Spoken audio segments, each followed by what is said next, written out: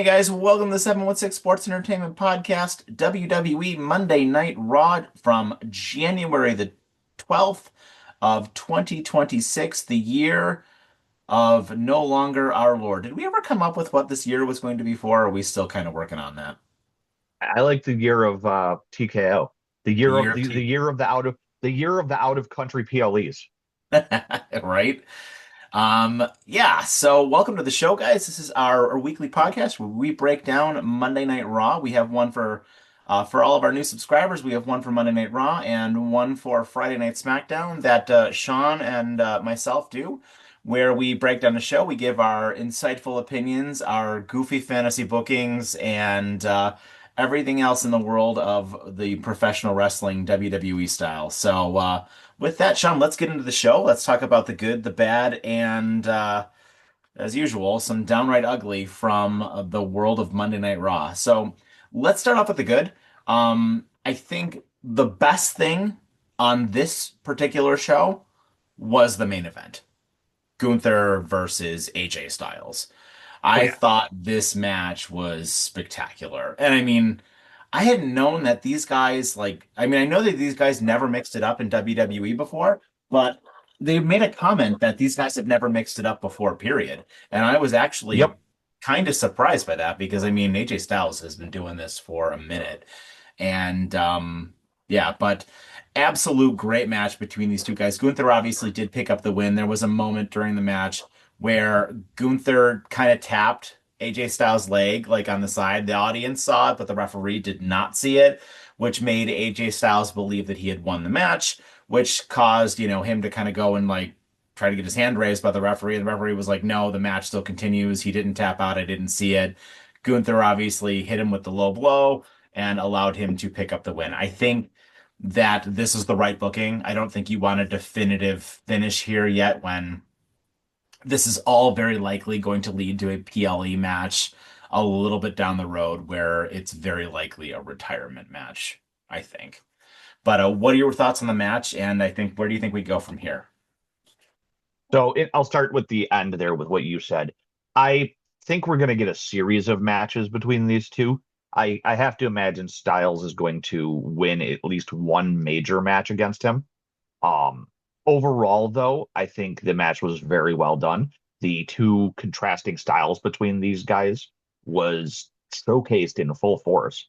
And I loved that AJ kept trying to get him into the calf killer and tap him out, but he kept getting out of it. But I think that honestly, I thought it was going to have some sort of wonky finish where there wasn't really an ending to keep both of them looking strong.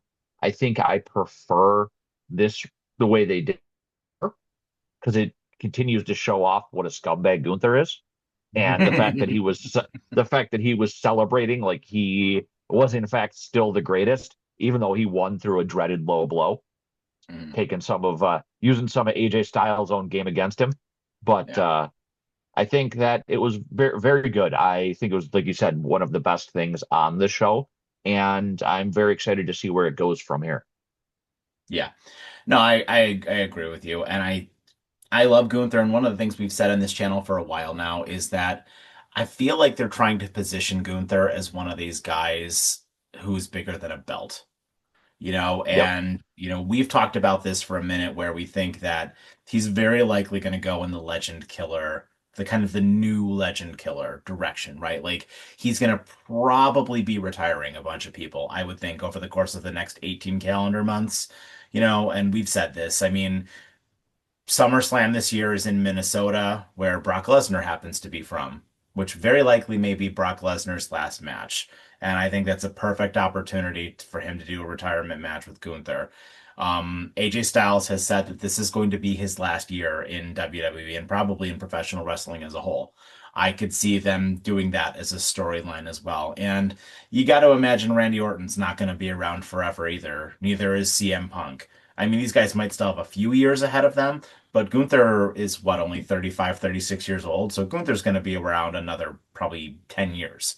So I would imagine Gunther's probably going to be retiring a lot of these guys. R-Truth comes to mind Yep. as well. That's what I was about to say. So um, it would not surprise me if Gunther just goes on a run where he retires person after person after person, and that's his character over the course of the next 18 months. And I think they're trying to position him as bigger than a belt. And Did you yeah, did you notice what they're already calling him? Rather than a legend killer, they're calling him a career killer. I like that. I like that a lot. Yeah, Yeah, and that's it's distinct enough from the legend killer gimmick that Randy had, but I think that Gunther is the perfect person to put that kind of role on because it's believable. I mean, not only is he a big, like, strong dude, but he's got that foreign thing that a lot of your they can play off the foreign heel kind of thing. And yep.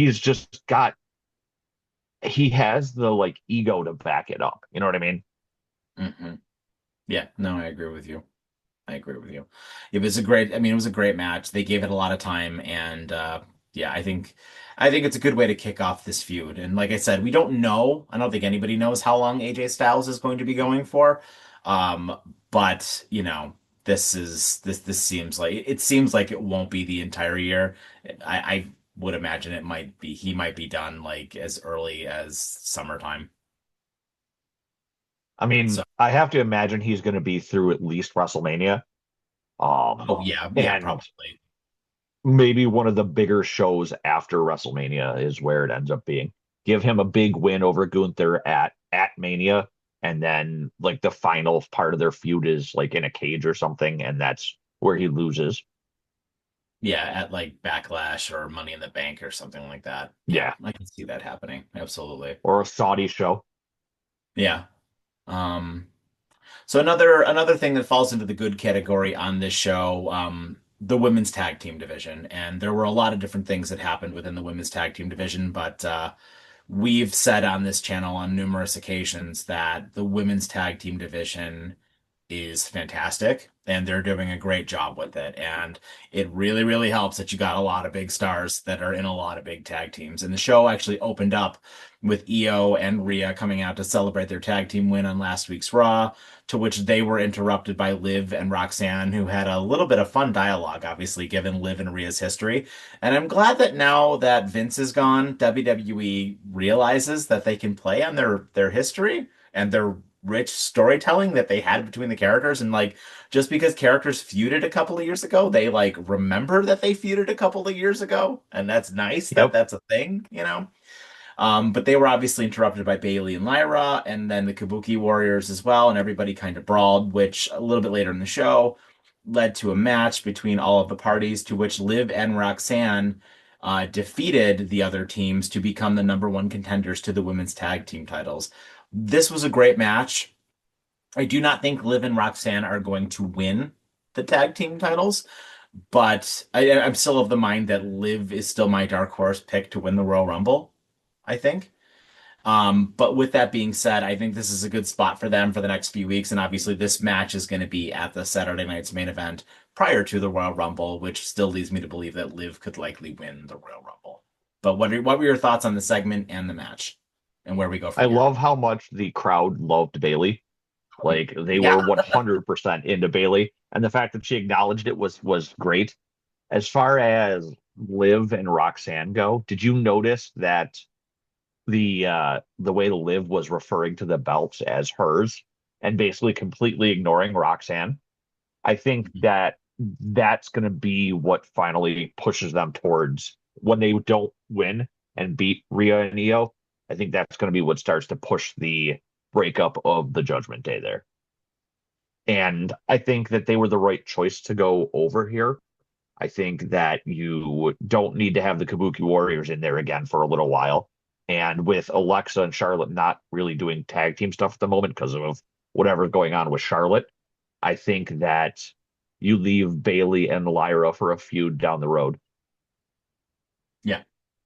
Yeah, I like that. And you know, it just you've got so many different things going on with these tag teams and so many different stories and so many different directions with both these teams and the ones that are on SmackDown as well, right? So, um it's such a fresh division. There are so many fresh matchups you can do, and WWE is doing a really good job with this division, unlike the men's divisions that they are not doing a good job with. But that's luckily we didn't really have much to talk about with the men's tag team division on this show. So No, I digress.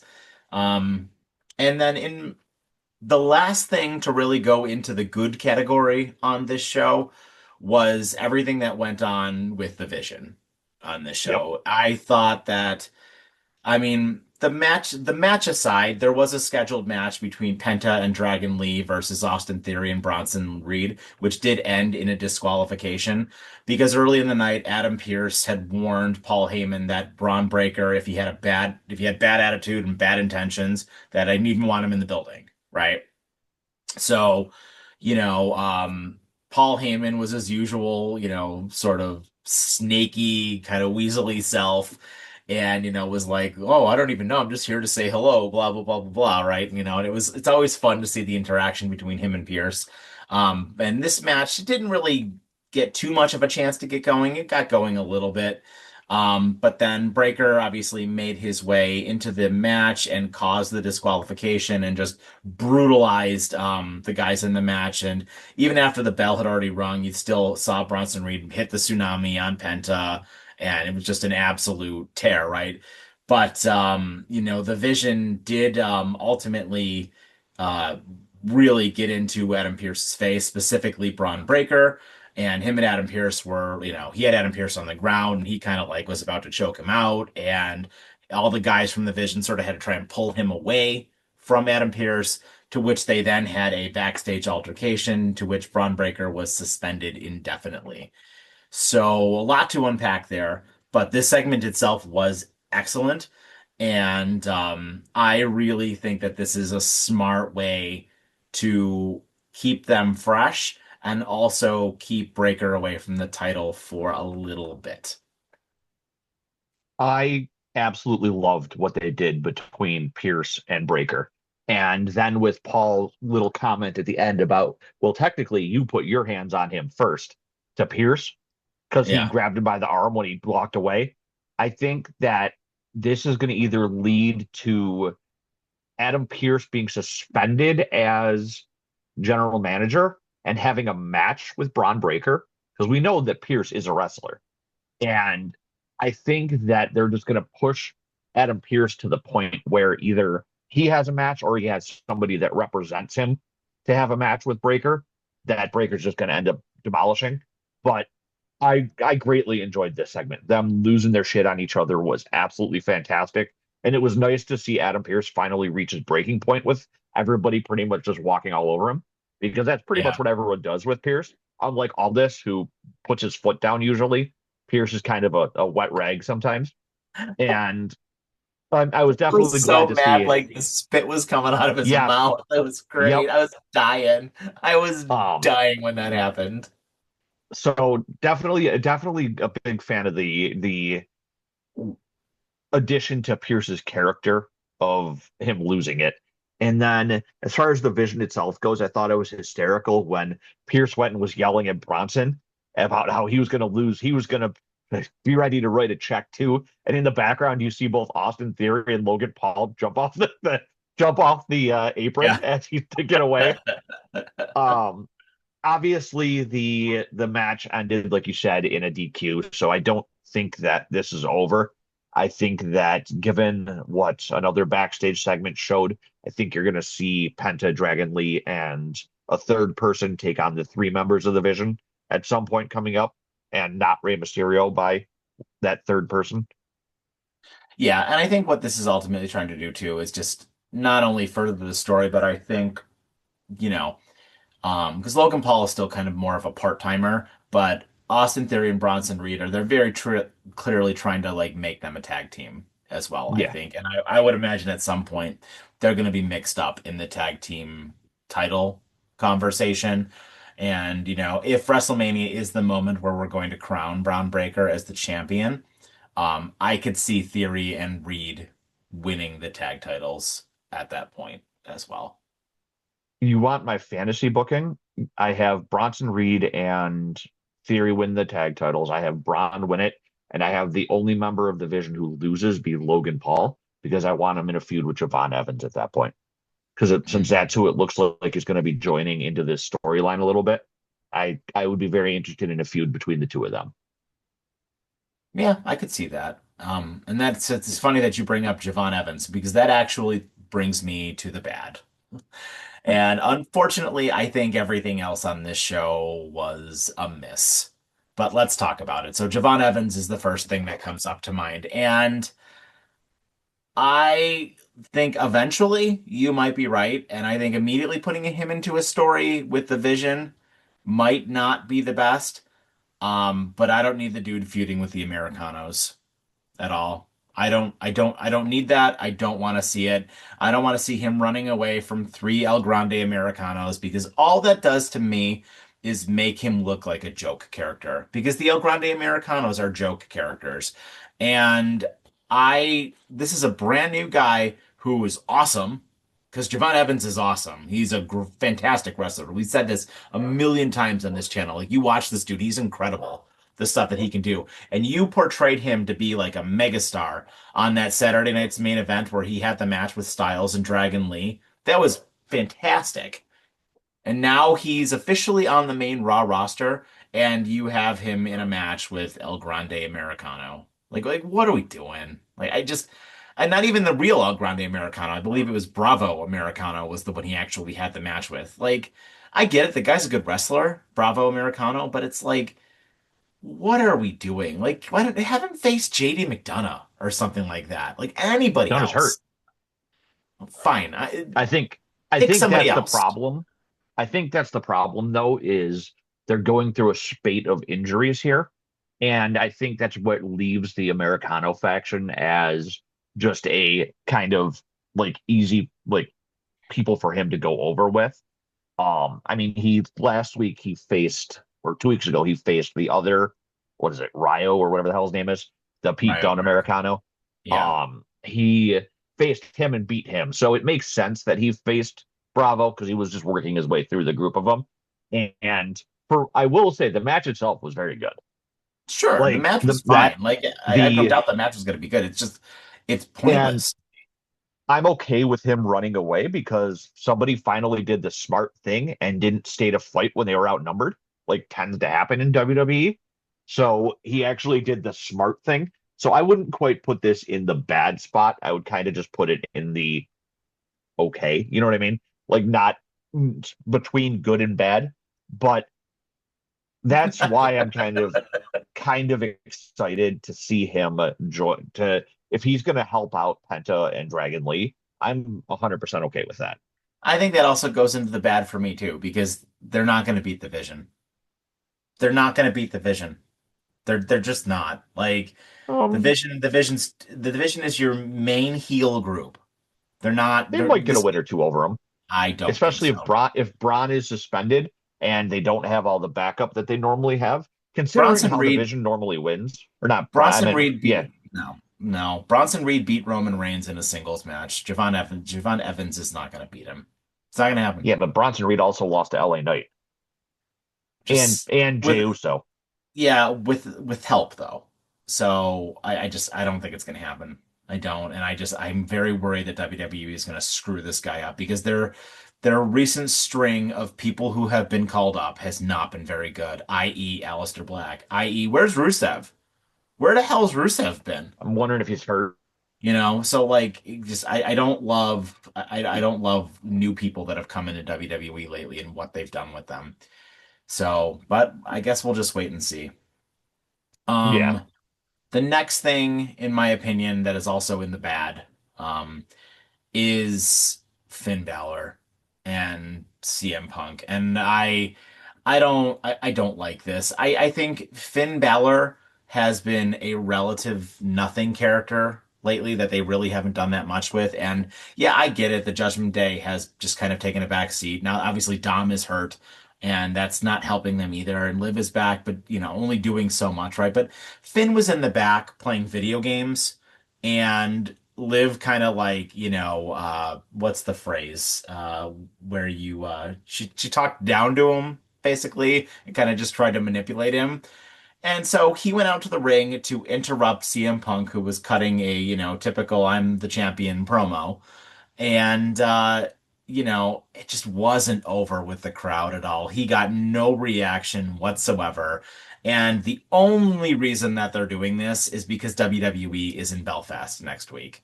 And he happens to be from that, close to that area. He's from Bray County, Ireland. So he's close to Belfast. So the only reason they are doing this is to get hometown pop for Finn Balor, Oh, who for will sure. lose to CM Punk. So it's just like, if you're going to do this, fine, but it's so out of the blue. It's going to be a one and done, and he's going to go right back down the card. So I think that yeah, yes, they're doing it for the hometown pop. But B, I think they're also doing it to further the Judgment Day storyline. Because with both McDonough and Dom out, I think that was the point of Liv gaslighting Finn. That's the word I Because was he's looking for. Thank because you. he's sitting back there playing video games instead of, I mean, yes, it was surprising that he didn't get much of a reaction because Finn Balor usually gets a pretty good reaction wherever he goes. So I don't know if maybe this was just an off crowd for Finn, but I think that the story here is more about the fact that Liv gaslit him into going out there and challenging Punk, basically. And I think that this is more that this particular thing is, yes, it's going to get the pop for being in Ireland, even though he's going to lose, but it's more about furthering the Judgment Day stuff. I mean, I guess so. I didn't love it. It seemed so awkward. I feel like Finn Balor completely lost his ability to cut a promo. Like it was so bad. And CM Punk really seemed like he was really trying to carry this to like make people give a damn about it. But it just seemed like nobody gave a damn about this. And like when the crowd doesn't give a damn about it and it comes through on the television, it's really hard for me to give a damn about it as somebody watching it. So I struggled with this a little bit. And it's not that I hate CM Punk or I hate Finn Balor. I like them both. But I just don't give a damn about this because there are zero stakes and it is just not that interesting to me. It really isn't. There's no stakes to this at all. But I mean, it is what it is. And I think I just want a little bit more out of my world title picture, I think. But I I mean, digress. we're getting a title match on a Raw. How often do we get that? You know what I That's mean? fair. That's fair. So, You're not and wrong. it's It's just also it it's a could have filler. been done a lot better. And Oh, you're not wrong. I don't like the way it was handled. So that's why I And put it into the bad category. it's also a filler until they figure out what's with if they're gonna have. I'd be honestly, I wouldn't be shocked if we didn't see Punk versus anybody at the Saturday Night Main Event. Yeah, no, you might So be right. I mean, yeah, I mean, no, I don't think so. I think Punk will defend his title at the Royal Rumble. exactly. So that's why we won't see him at that. So it gives us a title match before the Rumble. Fair. I mean, I still put it in the bad category Oh, I because agree. it just didn't do it for me. Finn Balor seemed like he forgot how to cut a promo, and I think that this could have been just done a lot better. Like, do a better. Finn Balor, you've been a heel long enough. You've been in WWE long enough. Like, he really seems like he still gets rattled by the crowd a little bit, and he doesn't really know how to react to that. And you're a veteran, dude. Like, you've got to be a little bit better than you are. So, and I mean, the guy's a fantastic wrestler, but I feel like he's always struggled with getting over with the crowd, I think, and like knowing how to deal with the crowd. And some guys, as good as they are in the ring, they can't handle the crowd. They can't handle the microphone. They can't handle getting through a promo, I guess. You know what I mean? Like there are Yeah. some guys that just can't get through a promo if the crowd starts to rattle them. Some people just aren't the promo portion of things isn't their strong suit. And Finn, I feel like, has kind of always been on that side of the coin. Yeah. No, that's fair. Then we had Becky Lynch cutting a promo on Maxine. The promo itself was fine. It's just really more of the substance of this. Like, what are we doing? Just Maxine wins a few matches over Becky. Now Becky's going to win a few matches over Maxine because we've said this before on this channel numerous times. This is building to Becky versus AJ at WrestleMania. That is the direction we are going to go. It is so blatantly obvious. Like, are we just going to have Becky cheat to beat Maxine again? Because we're not just going to keep flip-flopping this title. Like, Maxine is not going to win whenever they have this rematch. She's not next going to, week. yeah, she's not going to win. So I don't love any of this. Like, it just, I really was wanting to see a little bit of something from Maxine, like what we talked about, where it's like Natty was gets in her face and is like, "You're better than this. You can, you need to have that ferocity. You need to not go back to being the Alpha Academy goofball, and like you really need to do something. You need to have that ferocity that we talked about, that those training montage videos that they put together." Like, because those all kind of seem pointless now because she went back to being an Alpha Academy goofball, and it's like, I guess Becky's trying to carry it, but again, I don't want to see this program anymore now because now I know Maxine is going to lose because we've already set up another program that we told at a bigger PLE in Survivor Series between two bigger stars. And it's like maybe AJ Lee shows up and saves her after she gets her ass kicked by Becky next week. And it's just like, what are we doing? And also, on a side note, yes, Becky's a heel. But like, when did Becky Lynch become like the Miz? And like, what I mean by that is like, when did Becky Lynch's character become, I'm gonna be like a wimp ass wrestler character, like as well?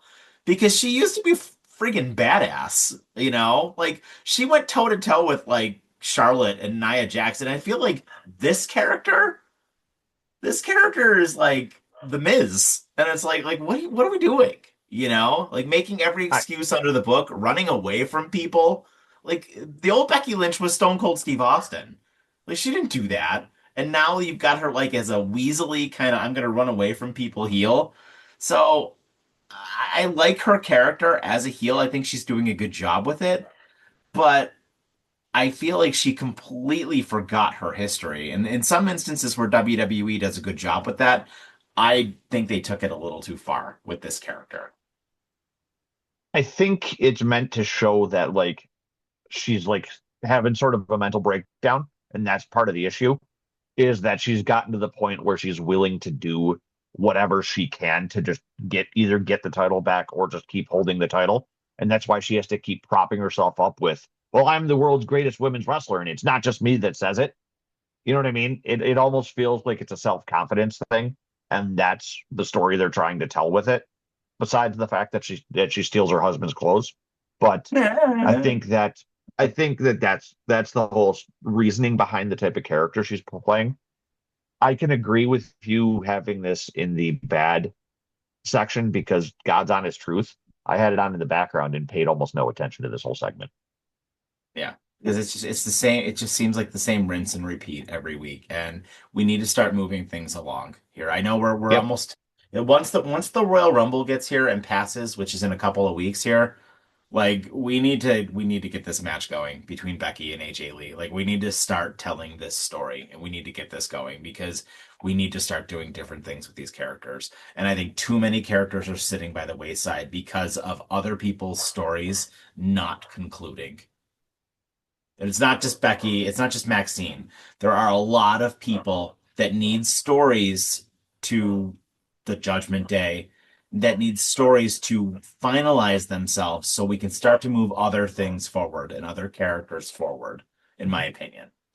So this takes me to the downright ugly on this show because, again, the women's title scene in WWE.